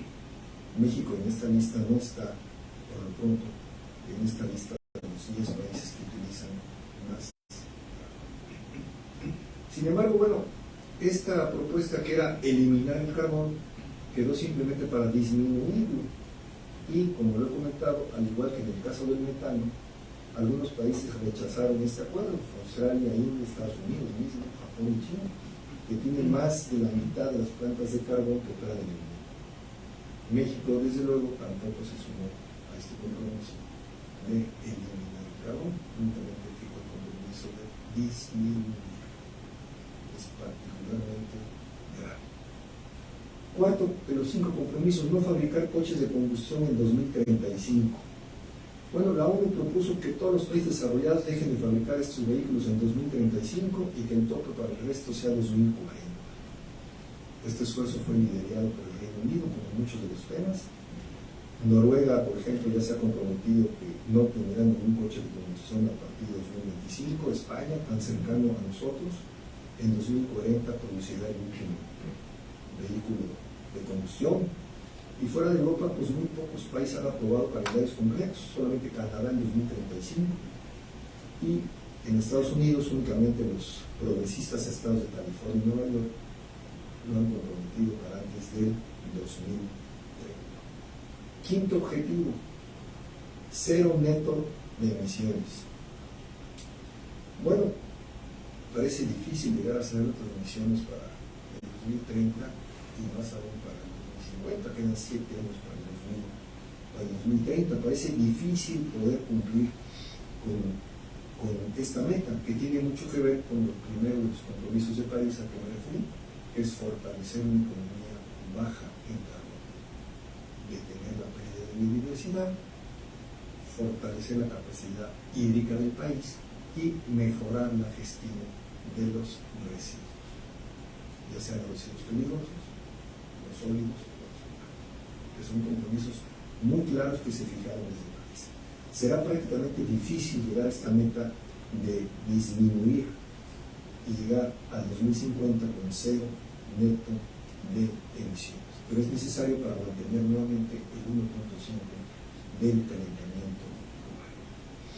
Desde luego, el mundo esperaba una mayor emisión climática por parte de México, uno de los 10 países más emisores de gases de efecto invernadero, y el compromiso fue que los países, las naciones, debían actualizar sus compromisos de reducción de emisiones. México, como saben, comprometió un 22% de reducción de emisiones de gases de efecto invernadero al 2030 y un 30% al 2050. Lo que requerimos es llegar a un 45%. Entonces, tenemos que duplicar prácticamente la meta de París de 2015. Lo que he comentado está apartado de la ideología y fundado en ciencia, pues habla claramente que el fortalecimiento de las energías fósiles, debilitando las renovables, pues hace aún más difícil acercarnos a esta meta. Si eso lo complementamos con la ausencia de presupuesto, debilitamiento de las instituciones, ausencia de servicios de carrera, no hay diseño de políticas públicas neoplacistas, sino ideologías reductoras, hay que decirlo así, con toda claridad. Sería difícil cuando los compromisos en materia de cambio climático deben estar fundados en ciencia, en técnica, en pericia. Después de esta cumbre de 2021 llegamos a la de Egipto, donde hubo evidentemente reclamos de las insuficiencias y la ausencia de compromisos. ¿Qué es lo rescatable de la cumbre de Egipto de finales del año pasado? ¿No? Pues es que los países acordaron, tras muchas negociaciones, pues crear un fondo de reparación de daños a los países que generan más emisiones, que beneficie precisamente a los países más vulnerables por la contaminación de los poderosos. Este fondo puede estribar en más de $100.000 millones al año que aportan los países desarrollados. Sin embargo, si fuese el caso de México, el gobierno decidió, junto con la extinción de varios fideicomisos, pues también extinguir el llamado Fondo Climático, creado por la Ley General de Cambio Climático, una de las leyes más importantes en materia ambiental. De tal suerte que sería difícil que los gobiernos extranjeros hicieran una transferencia donativa o aportación a la lucha mexicana contra el cambio climático si ni siquiera hay dónde hacerlo? Porque si depositamos en la tesorería de la Federación, por poner un ejemplo, pues como saben todo va al ramo 23, provisiones generales, que es lo mismo que la discrecionalidad, más claro, no tendría ningún beneficio para el cambio. Lo más importante entonces de Egipto fue que los países pactaron un fondo de reparación de daños para apoyar a los países más vulnerables. Cuarto tema, biodiversidad. Estas cumbres se llevan a cabo, como saben, cada 2 años. Los datos de la última, que fueron en Canadá, son francamente desalentadores. Fíjense, al 2022, ya 7.800 millones de personas en el mundo, hemos alterado 3/4 partes de la superficie terrestre y 2/3 de los océanos. Si seguimos así, al 2050 habrá otras 2.000 millones de personas más en el planeta y 4.000 millones más en el 2100, y con ello seguramente menos recursos, más pobreza, más degradación y una sobreocupación territorial caótica. Entonces, la cumbre más importante, como dije, de biodiversidad fue la de Aichi, en Nagoya, Japón, que pactó 21 compromisos fundamentalmente en materia forestal, muchos de los cuales se han venido cumpliendo, pero lamentablemente se han venido frenando por políticas que no son, como hay que decirlo también, largoplacistas en materia de medio ambiente. Hoy el resultado es que hay más de 1 millón de especies en el mundo, se encuentran en peligro de extinción, 3/4 partes de los ecosistemas terrestres y marinos alterados y el 66% de las pesquerías sobreexplotadas. Si la tendencia continúa, para 2050 el 90% de los ecosistemas estarán deteriorados. El propio secretario general de la ONU instó a los países a poner fin a una orgía de destrucción y aprobar un acuerdo para detener y revertir la pérdida de hábitats. Más de 1.550 de las 17.903 especies de animales marinos evaluados están en peligro de extinción. México aumentó en los últimos 5 años de las 2.500 especies en la norma 059, 79 más que pasaron de categoría a peligro de extinción. Es un dato francamente grave y lacerante. ¿Qué se pactó en esta cumbre de biodiversidad? Bueno, nuevamente, a pesar de que los Estados Unidos no forman parte, por razones que desconocemos, de la cumbre de biodiversidad y que no participan formalmente, ellos pactaron ahora algunos compromisos que fueron acordados con los países miembros para revertir la pérdida de biodiversidad, un plan de choque agresivo para los próximos 10 años, para que en todos los países el 30% de las zonas terrestres, aguas continentales, costeras y marinas se conserven y gestionen eficazmente. México es un país que ha avanzado mucho en las políticas de conservación en áreas naturales protegidas, pero muchas de las áreas naturales protegidas carecen de un programa de manejo. Más del 40% de ellas no tienen un programa de manejo, lo cual hace prácticamente que las declaratorias de su creación sean letra muerta, no se cumplan o se interpreten de manera diversa. Es un hecho particularmente grave en lo que se tiene que trabajar para contar con todos los planes de manejo. En materia de biodiversidad, sin cambio climático son $100.000 millones al año para los países desarrollados. En materia de biodiversidad, el compromiso era movilizar en los próximos 10 años 188.000 millones de euros en financiación nacional e internacional para poder precisamente llegar a estas metas importantes en materia de biodiversidad y poder cuando menos conservar el 30% de las zonas terrestres en áreas naturales protegidas y restaurarlas también en este mismo porcentaje. Ahora, ante este panorama, pues ya hemos fijado cuál era el entorno, los antecedentes, qué se ha comprometido en las cumbres, cómo México, que había venido liderando los temas ambientales, ha ido frenando sus expectativas de cumplimiento, ha modificado el largoplacismo por el cortoplacismo y ha sustituido lamentablemente las energías fósiles por las renovables, lo que ha significado que nuestras metas se hayan venido disminuyendo y los problemas se hayan venido incrementando. ¿Qué es lo que propongo para no únicamente quedar en un diagnóstico crudo, desolador, pero real, lamentablemente? 10 puntos que tendríamos que comenzar prácticamente a partir de hoy. Primero, ofrecer una nueva contribución nacional determinada para el abatimiento de gases de efecto invernadero, para llegar a una reducción, como dije anteriormente, de un 45% contra el 22% que tenemos hoy, y lograr el compromiso de emisiones netas cero al 2050. ¿Qué significa la emisión neta cero? Que nuestros bosques sean capaces de producir el mismo oxígeno que debilita la presencia de gases de efecto invernadero. Esa es la importancia de los bosques en el orden ambiental. Entonces, si lo equiparamos, tenemos emisiones netas cero. Produzco este gas, produzco este oxígeno a través de los bosques. Esa es una meta, creo, que México tiene que comprometer y que es cumplible. Y desde luego hay que no únicamente comprometer a CFE y a Pemex, sino también a todas las grandes empresas generadoras de gases de efecto invernadero en un compromiso colectivo en esta corresponsabilidad. Segunda, diseñar e instrumentar una política industrial para la electrificación del parque vehicular. Tenemos que llegar al 2035 con la mayor parte de nuestro parque vehicular eléctrico. Es lo de hoy, la que se produce fundamentalmente de los fuentes renovables. ¿Sí? ¿Cuáles son? La eólica, la solar, la fotovoltaica. ¿Sí? Ese es el gran cambio que tenemos que dar para llegar a esto. Hay una empresa que lo ha hecho muy bien, lo cito porque así es. Cemex, por ejemplo, es la primera empresa que ha dado un paso importante al incorporarse a la iniciativa que es del gobierno americano, en un proyecto que sustituye a las tradicionales revolvedoras que ustedes ven por camiones eléctricos a escala global. Es un paso importantísimo. Cemex tiene más de 14.000 vehículos en sus 14 plantas generadoras. Es un esfuerzo importante. Solamente uno.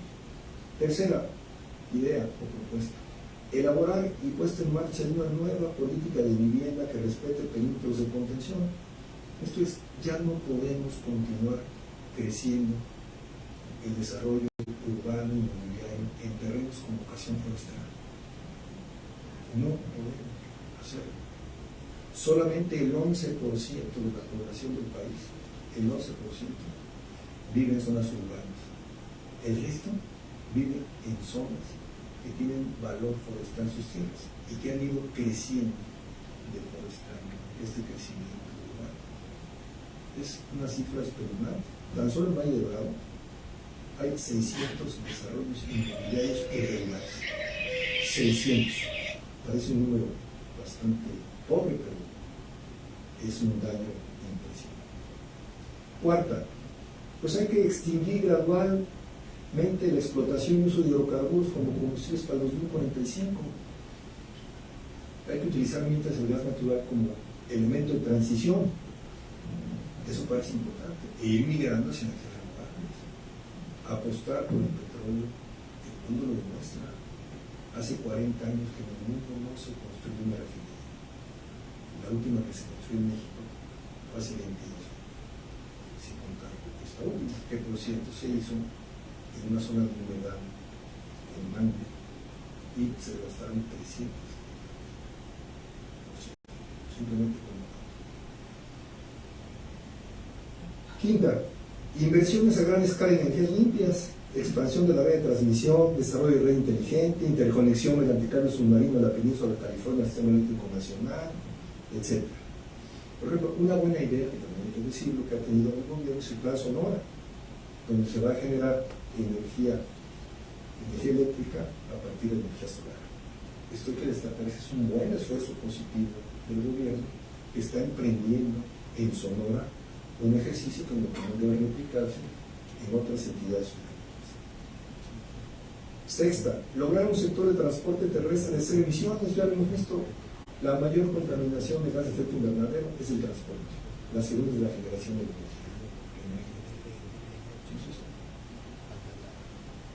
La minería tan criticada, únicamente como lo dijo aquí don Mariano, únicamente produce el 1% del total de gases de efecto invernadero. Séptimo, deforestación cero al 2030. Pues es una tarea que requiere una tarea permanente. Citamos uno de los programas de gobierno, Sembrando Vida. Curiosamente, deforesta para reforestar, no más que deforestamos árboles con servicios ambientales importantes y sembramos árboles sin ningún valor ambiental. Lo que creo yo que ese programa debe destinarse más bien es en sembrar en áreas degradadas o en proceso de degradación, conservar lo que tenemos y ampliar nuestra cobertura vegetal forestal con árboles de gran valor. La cifra del programa Sembrando Vida es 74.000 hectáreas deforestadas por año. Van 5 años. Y son 19 estados en los que existe el programa. Aquí nuestra propuesta es la eliminación inmediata del programa y su cambio para restablecer el pago por servicios ambientales a los ejidos, comunidades y propietarios individuales. ¿Que para qué servían? Pues para que cuidaran el valor de la tierra. Hoy no les damos ya, bueno, no les da el gobierno, el pago por servicios ambientales. ¿Qué les paga? Pues un jornal por deforestar lo que ya está de un gran valor ambiental y por sembrar algo que no tiene el mismo valor ambiental. Ese programa tiene todo menos ambiental. Y recordemos que parte de los principios del desarrollo sustentable es que el desarrollo es sustentable o no lo es. Si el crecimiento económico no es sustentable, no lo es. No es crecimiento, ni es económico, ni es sustentable. Bueno. Siguiente. Pues hay que también adoptar nuevos padrones alimenticios para sustitución de la carne con opciones vegetales y células madre. ¿Cuál es el país de los de América Latina, Sudamérica, que contamina más con gas efecto invernadero? Fundamentalmente Uruguay. Tienen 5 millones de vacas y 4 millones de habitantes. Entonces, es un país que produce emisiones de gas efecto invernadero, fundamentalmente. Entonces, que es importante sustituir nuevos patrones alimenticios para la sustitución de la carne con opciones vegetales y demás. Por ejemplo, hoy en día está muy controvertido la prohibición parcial del gobierno sobre el uso de este herbicida, el glifosato, ¿no? Que sirve fundamentalmente en las grandes extensiones, en las grandes agrícolas de Utah, ahí muy cerca donde está el oso río de Yellowstone. Hay son grandes plantaciones agrícolas, fundamentalmente con trabajadores mexicanos, que usan precisamente el glifosato, ¿no? Que tiene beneficios, pero ciertamente tiene perjuicios, o perjuicios también para el medio. Habría que revisar más a fondo, con calidad científica, la prohibición de este herbicida. Hoy nos quejamos mucho de la contaminación de los ríos, pero la contaminación de los ríos nada tiene que ver, por ejemplo, con la actividad minera, con la actividad industrial.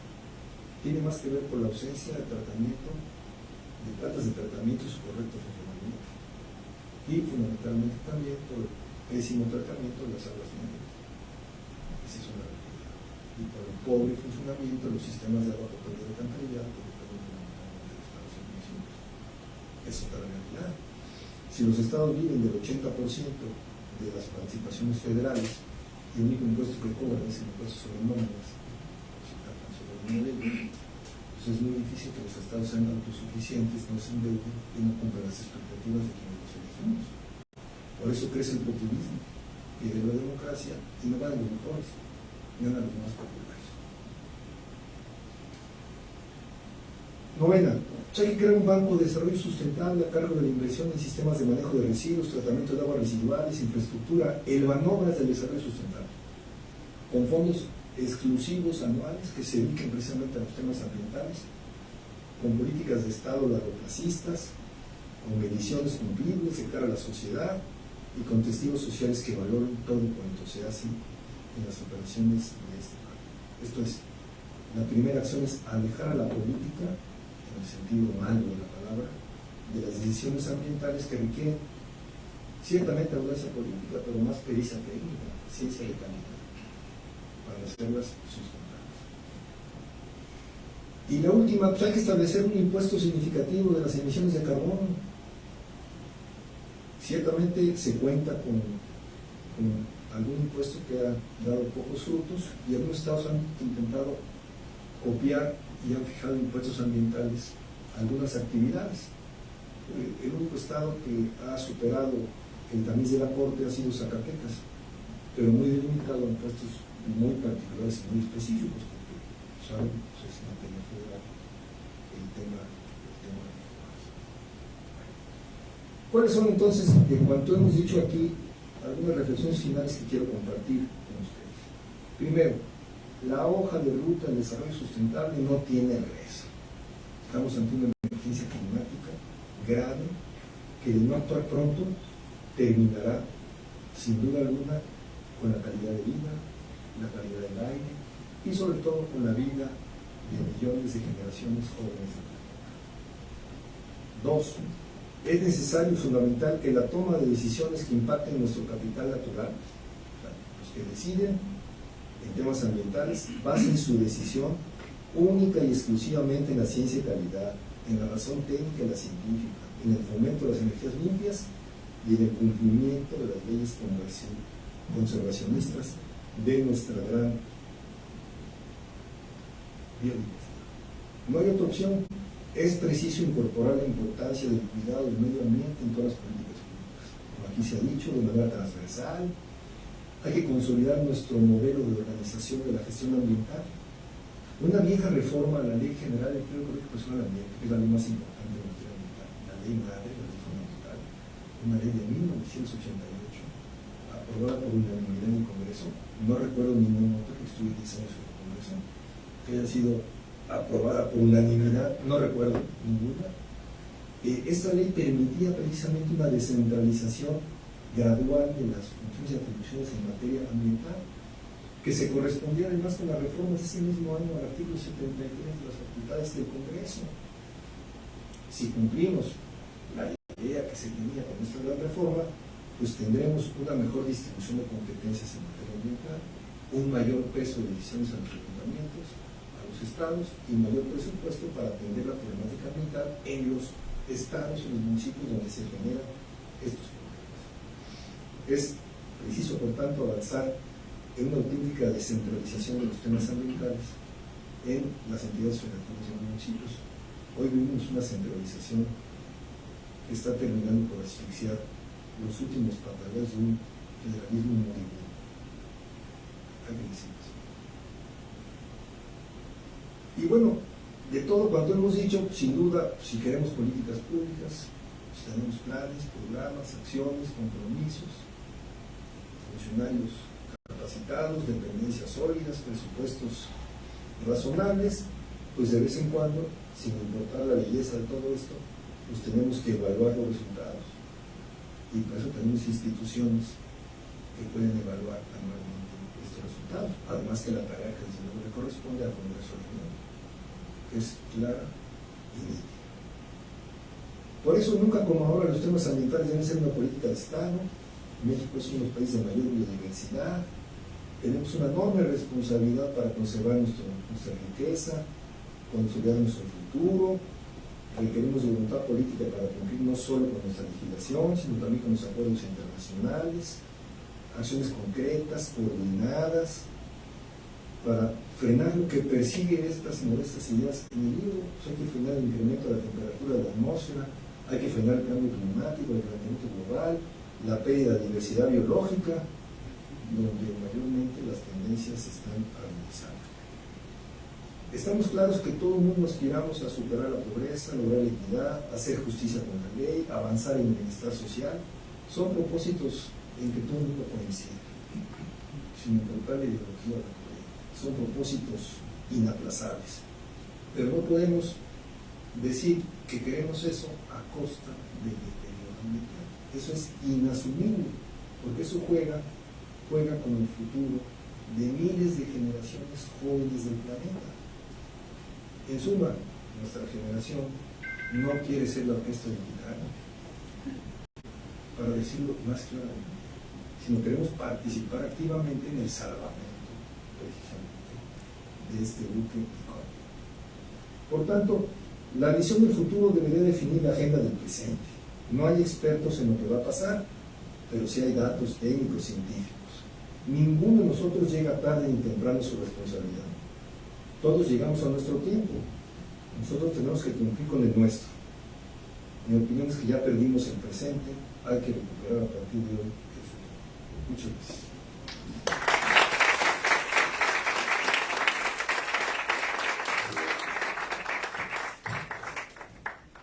Muchísimas gracias. Damos por concluido este evento, no sin antes hacer entrega de reconocimientos por parte de la Fundación Universitaria de Derecho, Administración y Política y desde luego por el reconocimiento de la Facultad de Derecho.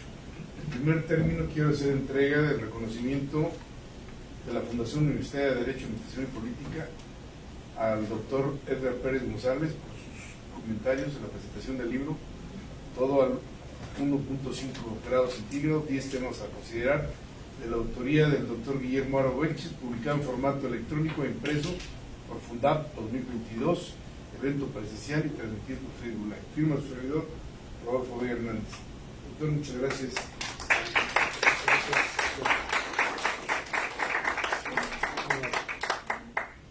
Y en los mismos términos vamos a hacer entrega de reconocimiento a la arquitecta María del Carmen Ciuró Carvajal, un reconocimiento de la Universidad Autónoma de Querétaro a través de la Facultad de Derecho, otorga el reconocimiento a la arquitecta María del Carmen Ciuró Carvajal por su brillante participación como comentarista en la presentación del libro, todo al 1.5 grados centígrados, 10 temas a considerar del doctor Guillermo Arbex. Llevado a cabo el 21 de febrero en el auditorio José Arana Morán de esta facultad, Querétaro, México, Centro Universitario. Firma el doctor Edgar Pérez, director, y el maestro Emilio Paulínico, y también la constancia de la. Así para el doctor Mariano Palacios Alcocer. Gracias. Muchas gracias.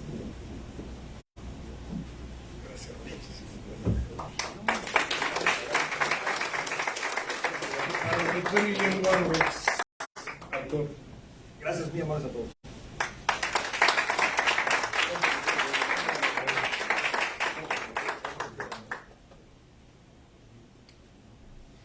Pues muchísimas gracias por su presencia y bueno, pues se les invita a los siguientes eventos que tiene la Facultad de Derecho. Gracias y gracias a su presidente.